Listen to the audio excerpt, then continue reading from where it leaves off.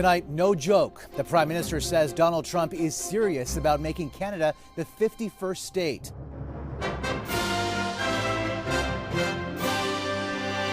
What's really behind the president's threat to annex Canada? We are in a moment that we have to meet. And hopes new border measures will land with the White House.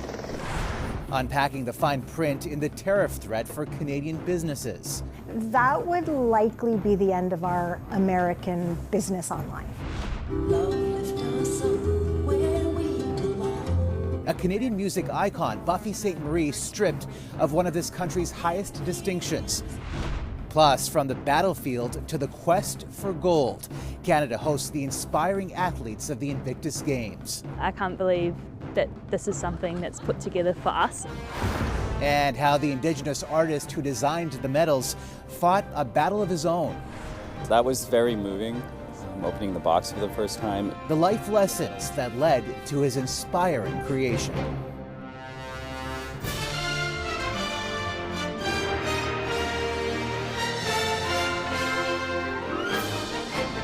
CTV National News with Omar Sachedina.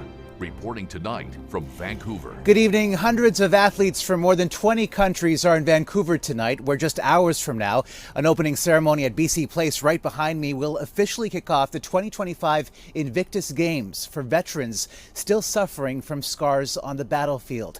We will get to that story in just a few minutes, but we begin tonight with developments in the Canada-US trade battle and why the Prime Minister says Donald Trump wants to take over Canada. CTV's Judy Trin starts us off.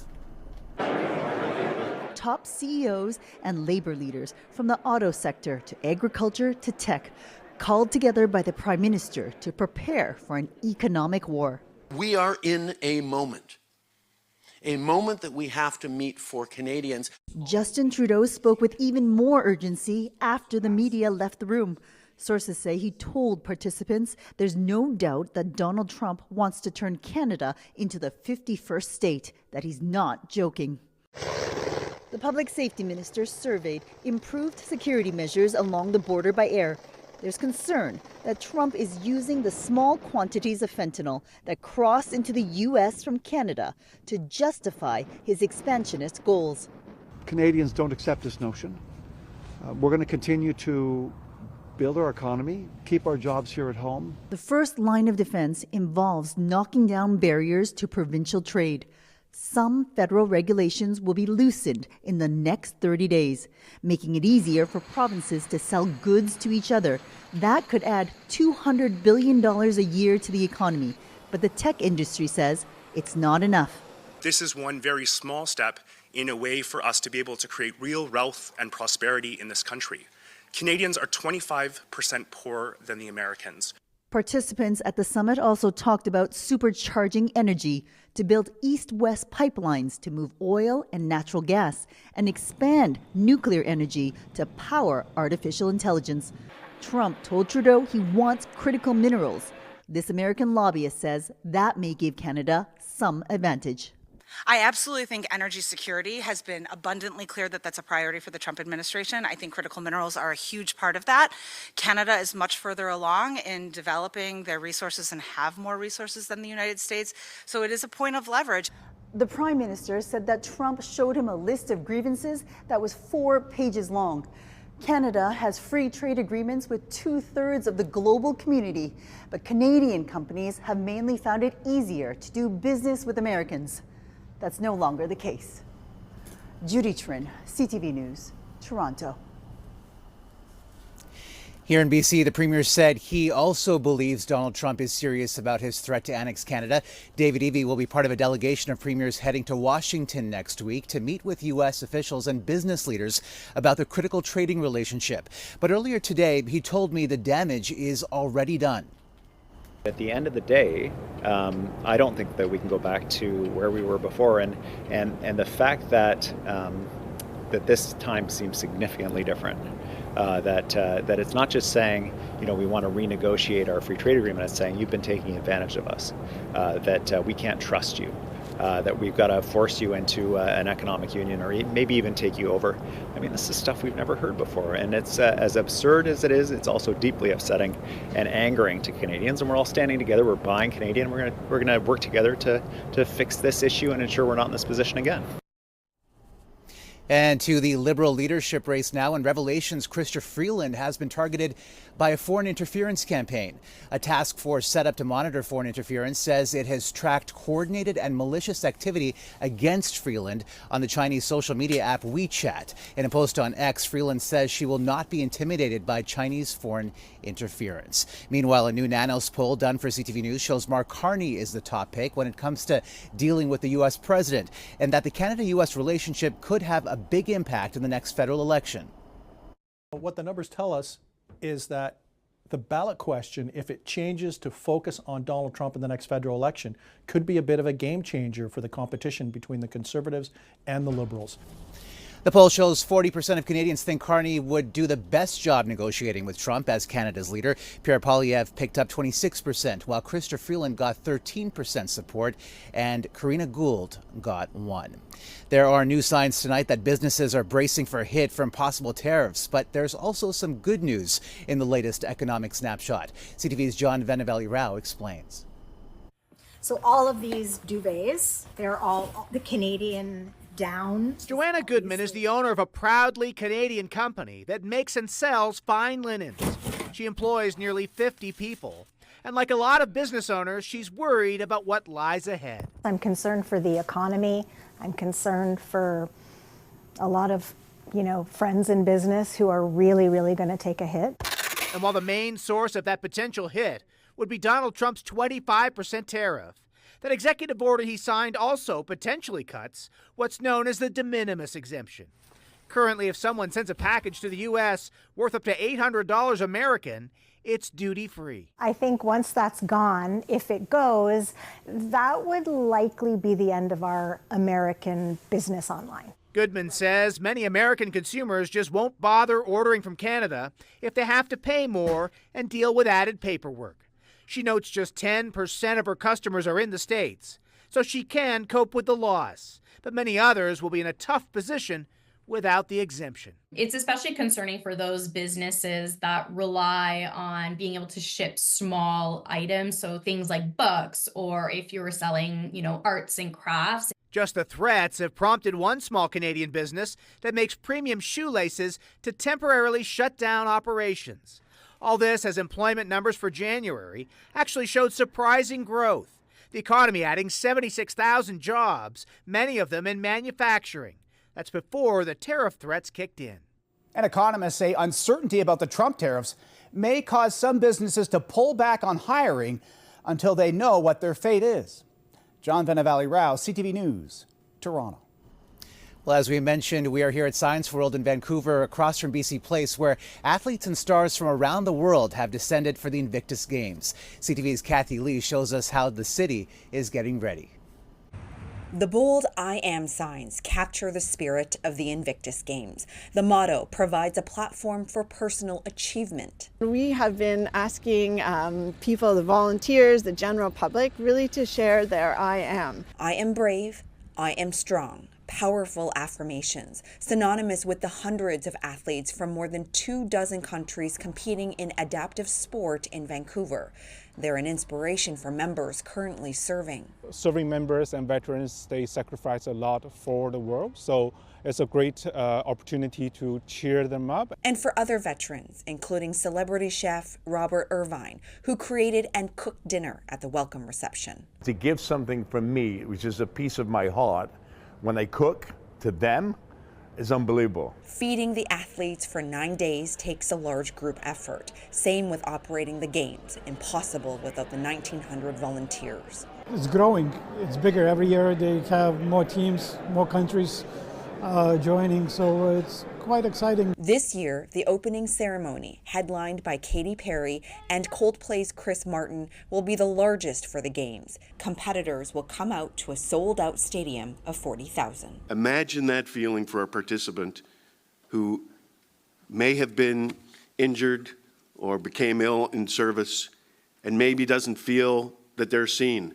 But they are, And many in this space want them to know that. The big thanks goes out to the people who coming here and doing what they're doing, because it's very inspiring and it's very wonderful.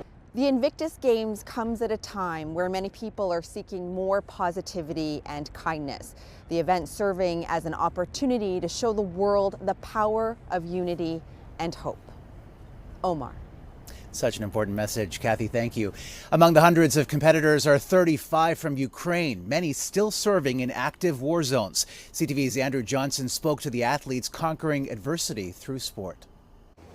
On a rare sub-zero day in Vancouver's Stanley Park, another unusual sight, a group of New Zealanders enjoying a snowball fight. Yellow snow! It's the kickoff to a week in Canada these Kiwis have been waiting for. It feels amazing, unreal. I can't believe that this is something that's put together for us. Us, in this case, men and women who have paid the price to serve their countries. Ed Dorwright took 3 machine gun rounds in the leg during a training exercise. The prognosis, amputation, but Ed wasn't having it. I was basically stubborn and said, look, I've got movement in here, I want to save it.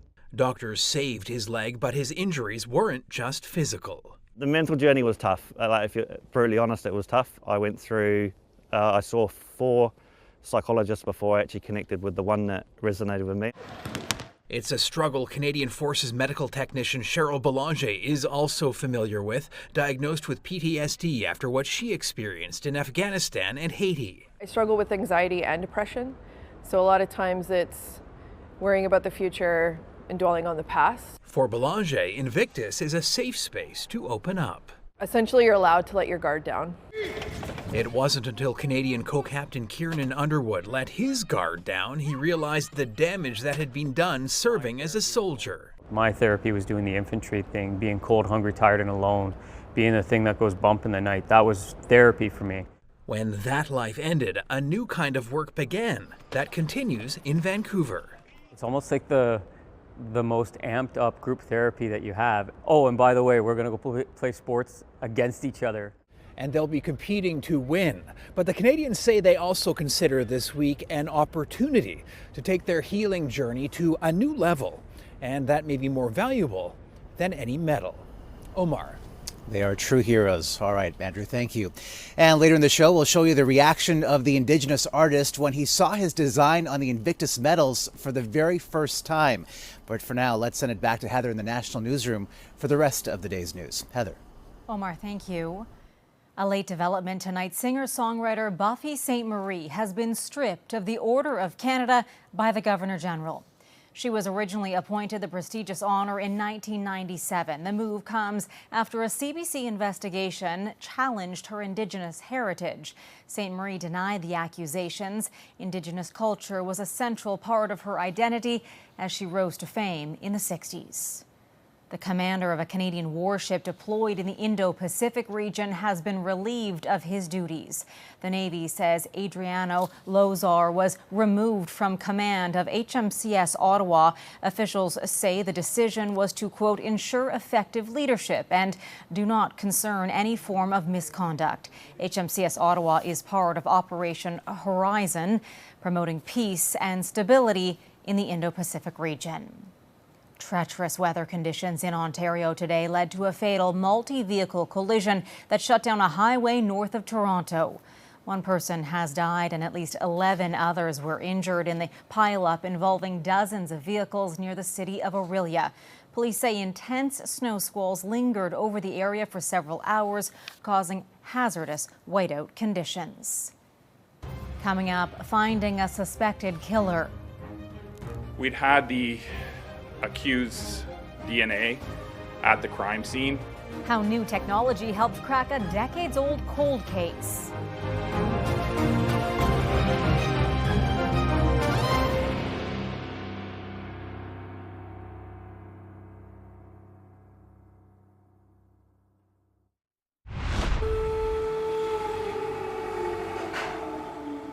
Air raid sirens ringing out overnight in Kyiv along with gunfire. Ukraine's military says it shot down 81 Russian drones, while another 30 disappeared from radar without reaching their targets. No damage to Kyiv was recorded. This is the shocking aftermath of a crash in Brazil where a small plane hit a bus on a busy street in Sao Paulo.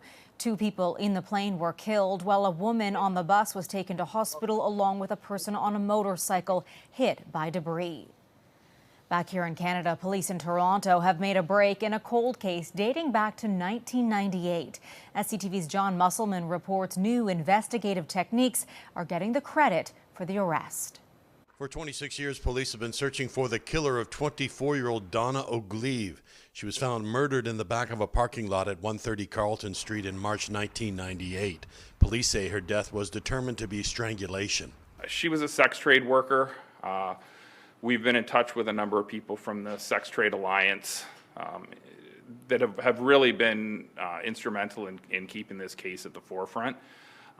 And she was only here for 5 weeks at the time. On Thursday, Toronto police arrested the accused at Pearson Airport.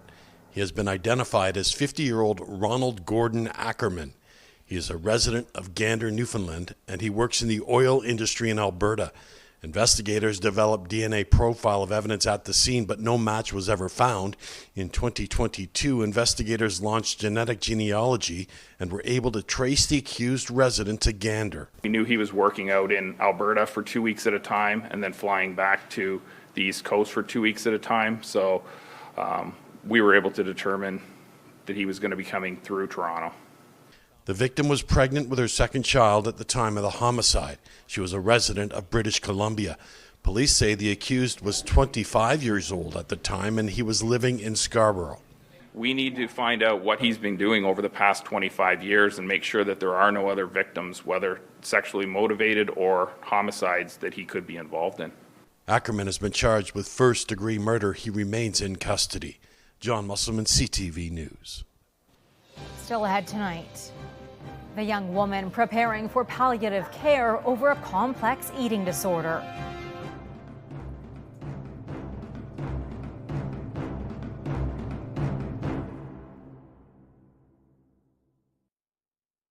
A woman from St. John's is sharing her heartbreaking story tonight, a grueling battle with a complex eating disorder. After years of suffering, she's now preparing for palliative care. CTV's Garrett Berry explains. For 13 months now, Erica Bradbury and her dog have been back living with her parents. Erica has been fighting a severe case of anorexia nervosa for years. Muscle atrophy, cardiac ischemia. Erica says she is dying. My body is tired. It's giving up on me. Countless hospital visits, Erica exhausted all treatment options in Newfoundland and Labrador. She was even discharged from a specialized treatment after her condition deteriorated. One attempt in Denver, Colorado showed promise, but funding ran out. There are a handful of beds in Nova Scotia. There's nothing in New Brunswick. There are no funded beds in Quebec. There's nothing PI, of course. Dr. Blake Woodside has worked with eating disorder patients for 25 years and still sees the stigma around the disease, a lack of in-hospital care, and barely any funding. This is a mental illness that mostly affects young women, and that's a group that are blatantly discriminated against. It's not viewed as serious, it's viewed as volitional. In a statement to CTV News, Newfoundland and Labrador Health Services said it couldn't discuss specific cases, but it did acknowledge that some people's needs extend beyond what it can provide. It said it does work to find other treatment options for patients. In the coming weeks, Erica will get a feeding tube as part of a palliative care plan to keep herself as functional and comfortable for as long as she can. I don't want my daughter to continue to suffer, for her mental and physical health to continue to decline, and I don't want my daughter to die. The sadness is immeasurable. Erica wanted to be a teacher or work in healthcare, a helper. I just want some sort of normalcy and quality of life. And if you don't have quality of life, then why are you even living? Erica will keep fighting for as long as she can. Garrett Berry, CTV News, St. John's. Such emotional and important story to share tonight. Dealing with pain in many forms is also a common theme for the veterans participating in the Invictus Games. Let's go back now to Omar in Vancouver on the eve of those games for more of our coverage. Omar. Yes, Heather, lots of stories of hope and lots of anticipation here on the West Coast. Coming up, a message to the world from the man who designed the medals.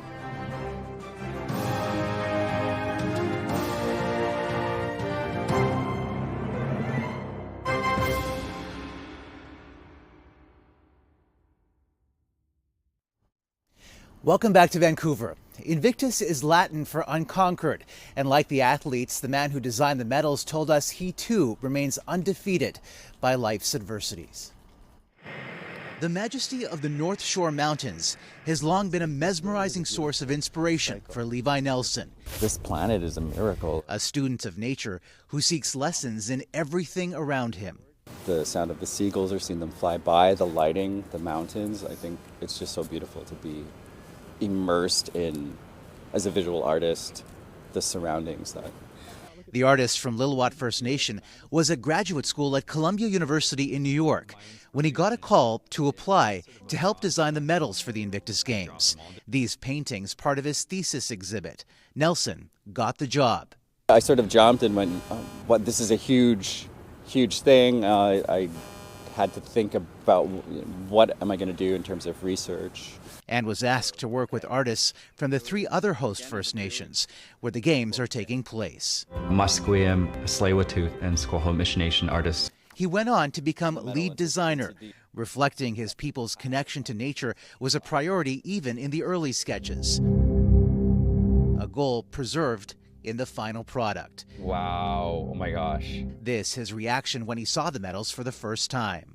There's a certain pride and maybe the denouement or the epiphany of that specific soldier/athlete's life that comes down to that one moment of achieving and receiving that medal in the ceremony. I think that it's mind-blowing to think about. It's so much bigger than I am. Like the veterans competing at the games, Nelson has fought battles of his own. I'm 5.5 years sober, and 5.5 years ago, I was battling my traumas. Ask him where those traumas come from. He pauses. Oh, God. Eventually sharing that having a grandmother in residential school and a mother who was part of the 60s scoop contributed to a cycle of pain he's had to conquer. Every single one of us has a trauma in our past, and we have to overcome it. Some people don't. It eats them alive and they don't survive it. Channeling his grief through art has helped.